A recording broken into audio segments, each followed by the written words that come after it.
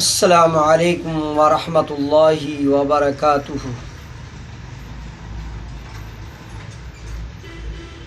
الحمد للہ نحمده ونستعینه ونستغفره ونعوذ باللہ من شرور انفسنا ومن سیئات اعمالنا، من یهده اللہ فلا مضل له ومن یضلل فلا ہادی له، واشهد ان لا الہ الا اللہ واشهد ان محمدا عبدہ ورسولہ۔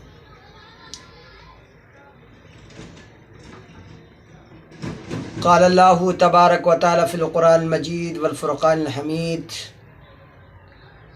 وَإِذْ أَسَرَّ النَّبِيُّ إِلَى بَعْضِ أَزْوَاجِهِ حَدِيثًا فَبِأَيِّ حَدِيثٍ بَعْدَهُ يُؤْمِنُونَ۔ محترم ناظرین، آج ہم آپ کے سامنے الحمدللہ اصح الکتب بعد کتاب اللہ صحیح بخاری شریف کا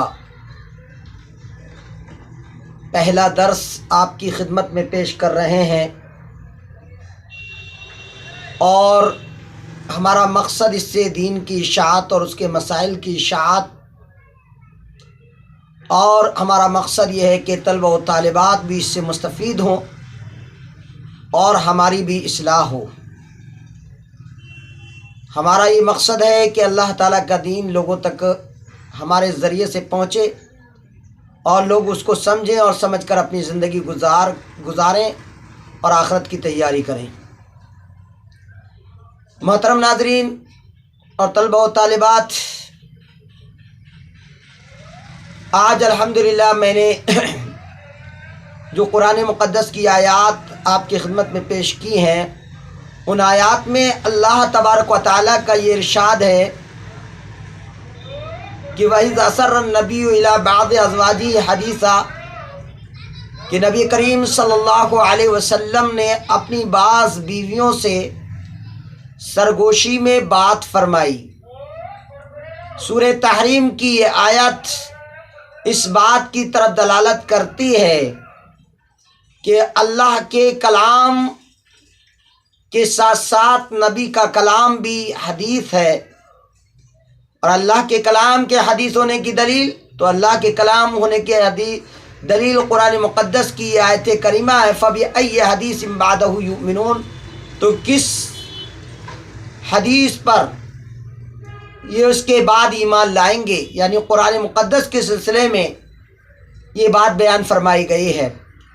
تو پتہ یہ چلا کہ قرآن مقدس بھی حدیث ہے، اور قرآن مقدس کی تفسیر جس کو کہتے ہیں وہ تفسیر نبی کریم صلی اللہ علیہ وسلم کی حدیث ہے۔ آپ نبی کریم صلی اللہ علیہ وسلم کی بات اور گفتگو کو بھی اللہ تعالیٰ نے قرآن میں حدیث بیان فرمایا۔ وَإِذَا سَرَّ النَّبِيُّ إِلَى بَعْضِ أَزْوَاجِهِ حَدِيثًا، کہ نبی نے اپنی بعض بیویوں سے گفتگو فرمائی سرگوشی میں، پوشیدہ طور پہ، رازدارانہ طور پہ گفتگو فرمائی۔ قرآن مقدس میں نبی کی بات کو حدیث قرار دیا گیا، لہذا نصوص صریحہ سے یہ بات ثابت ہوئی کہ اللہ کا کلام بھی حدیث ہے اور نبی کریم صلی اللہ علیہ وسلم کی بات بھی حدیث ہے، اور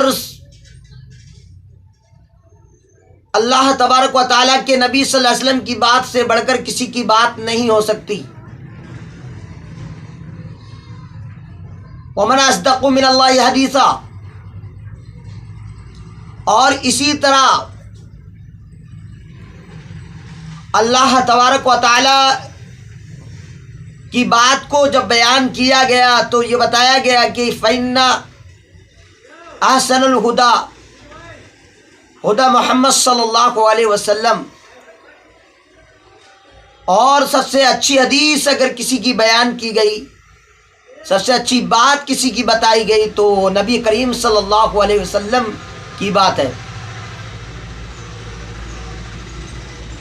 اللہ تبارک و تعالیٰ کے نبی محمد رسول اللہ صلی اللہ علیہ وسلم اپنی جانب سے کچھ نہیں بولتے، وما ينطق عن الهوى ان हुवा इल्ला वह्यु यूहा, हमारा नबी जो कुछ बोलता है वो अपनी जानिब से नहीं बोलता, बल्कि अल्लाह ताला जो वही करता है उसी के मुताबिक हमारा नबी कहता है।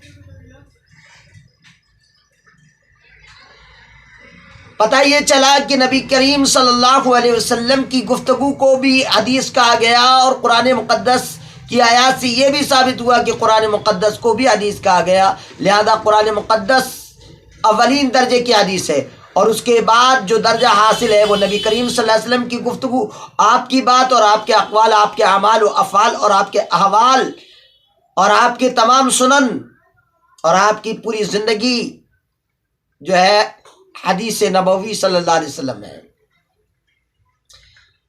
जब हदीस के उसूल की बात आएगी तो इंशाल्लाह कभी उसूल पर बात चलेगी, तब हम आप बताएंगे कि हदीस की कितनी किस्में, हदीस किसे कहते हैं, हदीस का माना क्या है, लुगत में क्या माना है और इस्तिलाही क्या माना है, और फिर उसके बाद हदीस की कितनी किस्में हैं, कौन कौन सी किस्म मकबूल है और कौन सी किस्म मरदूद है। ये सारी बातें इंशाल्लाह उसूल की किताब, जब उसूल की बात आएगी तब इंशाल्लाह बतलाएंगे।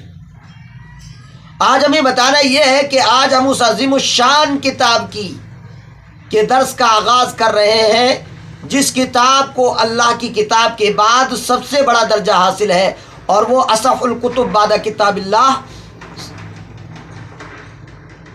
सबसे सही किताब अल्लाह की किताब के बाद वो सही बुखारी है। अस्सहीह लिल बुखारी, इमाम बुखारी रहमतुल्लाह अलैह की सही है। आज उसी का दर्स आपकी खिदमत में पेश कर रहा हूँ, और जुर्रत कर रहा हूँ अपनी कमज़ोरी के बावजूद और इल्मी सलाहियत को बढ़ाने के लिए अल्लाह से दुआ करता हूँ कि रब्बि ज़िदनी इल्मा, अल्लाह तू मेरे इल्म में ज़्यादती फरमा। मैं एक तालिब इल्म हूँ, मैं अभी एक तिफ़्ल मकतब हूँ, मुक़र्रिर हूँ ना मौलाना, मैं अभी तिफ़्ल मकतब हूँ, लेकिन जुर्रत कर रहा हूँ इमाम बुखारी रहमतुल्लाह अलैह की बुखारी शरीफ के दर्स देने की। इंशाअल्लाह उम्मीद है कि मैं इसका हक़ अदा करने की कोशिश करूँगा, और अल्लाह ताला मुझे इसका हक़ अदा करने की तौफ़ीक दे, और जितने हज़रात भी इससे मुताल्लिक़ हैं और इसका दर्स दे रहे हैं सबको इसका हक़ अदा करने की अल्लाह तबारक व तआला हत्तल वुस्अ ताक़त नसीब फरमाए, और सबको अल्लाह ताला अपनी रहमतों और बरकतों में जगह अता फरमाए। मोहतरम नाज़रीन, इस किताब की जो शुरुआत हुई है वो शुरुआत किससे हुई है? सबसे पहला सवाल ये है। तो शुरुआत इमाम बुखारी रहमतुल्लाह अलैह ने जो की है, सबसे पहले तो बिस्मिल्लाहिर्रहमानिर्रहीम, अल्लाह के कलाम का आगाज़ भी बिस्मिल्लाहिर्रहमानिर्रहीम से हुआ है। और इमाम बुखारी रहमतुल्लाह अलैह भी अल्लाह तबारक व तआला के नाम से शुरू कर कर इस बात को साबित कर रहे हैं कि जिस तरह अल्लाह के कलाम का आगाज़ बिस्मिल्लाह से किया जाएगा, इसी तरह हर काम का आगाज़ बिस्मिल्लाह से किया जाएगा। यहाँ तक कि अल्लाह के नबी सल्लल्लाहु अलैहि वसल्लम के इरशादात व फरमुदात को ज़िक्र करने से पहले बिस्मिल्लाह यानी अल्लाह ताला का नाम लिया जाएगा। बग़ैर बिस्मिल्लाह के कोई काम शुरू नहीं कर सकते। इसीलिए इमाम बुखारी रहमतुल्लाह अलैह ने बिस्मिल्लाहिर्रहमानिर्रहीम का तज़किरा किया, और इमाम बुखारी रहमतुल्लाह अलैह ने अपनी जामे सही के इफ्तिताह के लिए या तो सिर्फ बिस्मिल्लाहिर्रहमानिर्रहीम को काफ़ी समझा कि इसमें अल्लाह ताला की हम्द कामिल तौर पे मौजूद है। बिस्मिल्लाहिर्रहमानिर्रहीम, अल्लाह के नाम से शुरू करता हूँ जो बड़ा मेहरबान निहायत रहम वाला है। अल्लाह के नाम से शुरू करता हूँ, यानी अल्लाह तबारक व तआला का नाम अल्लाह, ये ख़ुद इस बात पर दलालत करता है कि उसकी ख़ासियत इस बात पर दलालत करती है कि अल्लाह तबारक व तआला के अलावा कोई माबूद है ही नहीं। अल्लाह तबारक व तआला ही अकेला माबूद बराक है, और ये अल्लाह का नाम उसका एक ख़ास इसम है, और ये इसमें आज़म है। अल्लाह के नाम से शुरू करता हूँ, अल्लाह के नाम में खुद अल्लाह की तारीफ मौजूद है, अल्लाह की हम्द मौजूद है। फिर उसके बाद अर्रहमान, बिस्मिल्लाहिर्रहमानिर्रहीम, फिर अर्रहमान अर्रहीम, बड़ा मेहरबान निहायत रहम करने वाला। तो ये बहुत बड़ी तारीफ है अल्लाह ताला की, रहमान भी है और रहीम भी है। ये दोनों सिफात अल्लाह ताला की बड़ी जामे सिफात हैं। علماء نے لکھا ہے کہ الرحمن فی الدنیا والآخرہ، کہ اللہ تعالیٰ دنیا اور آخرت دونوں میں مہربان ہے ہر ایک پر، لیکن رحیم صرف آخرت کے لیے خاص فرمایا اور کہا کہ الرحیم فی الآخرہ للمؤمنین، اور رحیم آخرت کے اندر، رحیم یعنی سارے مومنوں کے لیے اللہ تبارک و تعالیٰ بڑا مہربان ہوگا، نہایت رحم والا ہوگا۔ پھر اس کے بعد یہ بات بیان فرما کر اشارہ کر دیا کہ اللہ تعالیٰ کی حمد جب اس میں موجود ہے تو اب حمد کے تذکرے کی کوئی ضرورت بھی نہیں ہے۔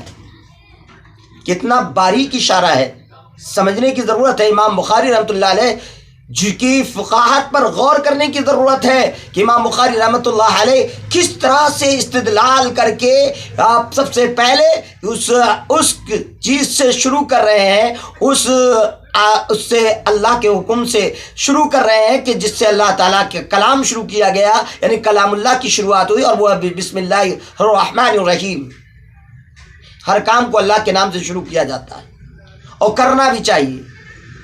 اللہ کے نام سے کرنے کی حدیثیں آتی ہیں، کوئی بھی کام بغیر اللہ کے نام کے اگر کیا جائے تو وہ ادھورا ہوتا ہے، وہ بیکار ہوتا ہے، اس کی کوئی حیثیت نہیں ہوتی ہے، اس میں شیطان شریک ہو جاتا ہے اس کام کے اندر۔ لیکن جس کام کو بسم اللہ کے ذریعے سے شروع کیا جاتا ہے اس میں برکتیں ہوتی ہیں، رحمتیں ہوتی ہیں، اللہ تبارک و تعالیٰ کا فضل ہوتا ہے۔ محترم ناظرین، اتنا ہی نہیں بلکہ یہ بھی کہا بعض علماء کرام نے یہ بھی لکھا کہ آپ نے حمد کا تلفظ زبان سے ادا فرما لیا، اس کا لکھنا ضروری نہیں سمجھا۔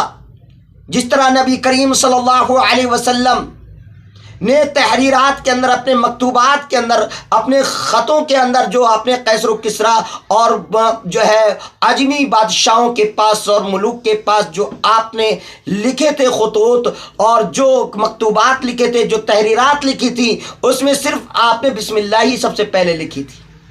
لہذا نبی کریم صلی اللہ علیہ وسلم کی سنت کا اتباع کرتے ہوئے، اللہ کے نبی صلی اللہ علیہ وسلم کے طریق کا اتباع کرتے ہوئے، امام بخاری رحمۃ اللہ علیہ نے بھی لکھنے میں، تحریر میں بسم اللہ ہی کو کافی سمجھا، باقی اللہ کی تعریف اور اس کی حمد کو بیان کرنے کو جو ہے بیان نہیں کیا۔ ایک مقصد یہ بھی ہے، اور علماء نے یہ بھی بیان کیا کہ اللہ کے نبی کی سنت کو ملحوظ خاطر رکھا، جیسا کہ تحریرات نبوی کی ابتدا جو ہے صرف بسم اللہ الرحمن الرحیم سے ہوا کرتی تھی، اور آپ نبی کریم صلی اللہ علیہ وسلم نے خطوط لکھے اور صحابہ کرام کے ہاتھ میں دیے اور ان کو بھیجا، ان کی جانب، ملوک کی جانب بھیجے آپ نے وہ خطوط، اس میں بسم اللہ سب سے پہلے نوٹ فرمایا۔ اب ہم نے بسم اللہ الرحمن الرحیم پڑھا، پڑھنے کے بعد امام بخاری رحمۃ اللہ علیہ نے جو سب سے پہلے جس چیز کو لکھا وہ لکھا کتاب الوحی۔ کتاب الوحی یعنی وحی کی کتاب، کتاب الوحی، وحی کی کتاب، یہ لکھا۔ کتاب کیا ہے؟ یہ کتاب کتابہ سے مشتق ہے اور جس کے معنی ہے جمع کرنے اور ملانے کے ہیں۔ مصنفین کے نزدیک کتاب مسائل کے اس مجموعے کو کہتے ہیں جو مستقل حیثیت کے حامل ہوں، وہ کئی انواع یعنی مختلف ابواب پر ہی مشتمل ہوں یا نہ ہوں۔ یہ تعریف کی گئی کتاب کی۔ کتاب، کتیبہ اس ٹکڑی کو کہتے ہیں جو لشکر کے آگے امیر ہوتا ہے اور پیچھے امیر ہوتا ہے اور لشکر آگے چلتا رہتا ہے، تو اس ٹکڑے کو بھی جو لشکر جس میں چلتا ہے لشکر، اس ٹکڑے کو بھی کتیبہ کہتے ہیں۔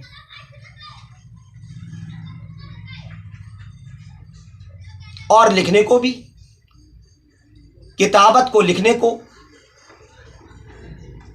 بھی کتاب، یعنی جس میں تمام چیزیں لکھ دی گئی، درج کر دی گئی ہوں، وہ کتاب ہوتی۔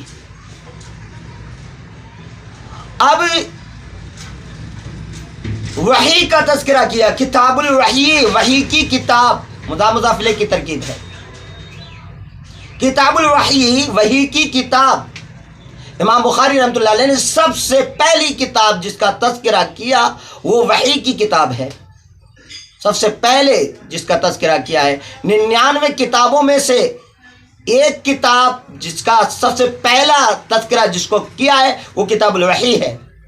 اور کتاب الوحی ہم آپ کو وقتاً فوقتاً انشاءاللہ تمام اشارات بتائیں گے اور تمام باتیں بتائیں گے کہ وحی کا آغاز کس طرح ہوا اور وحی کے بارے میں اللہ تعالیٰ نے کیا فرمایا اور اللہ رب العزت کے کلام سے کیا استدلال امام بخاری رحمۃ اللہ علیہ نے فرمائے ہیں.